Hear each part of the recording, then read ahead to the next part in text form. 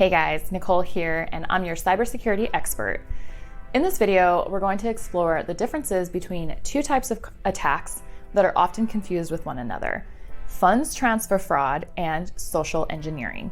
So sit back, relax, and let me clear some things up for you.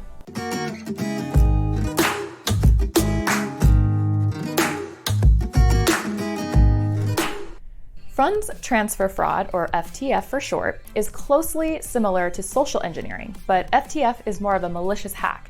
It happens when a hacker breaks into your computer system and gains access to your online banking account. The hacker then uses his access to request a funds transfer. FTF will help you recover when funds are fraudulently transferred to a third party due to a security failure on your network. Here's another example.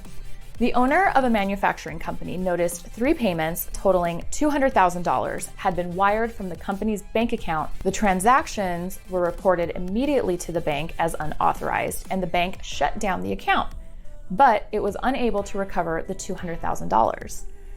Investigators determined that someone had gained access to the owner's username and password for his company's online banking software.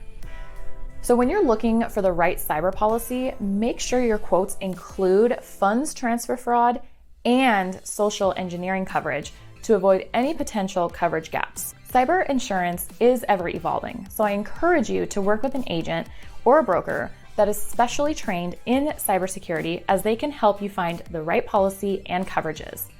Click the link below to get in touch with one of our certified cyber agents, or you can leave any comments or questions below as well.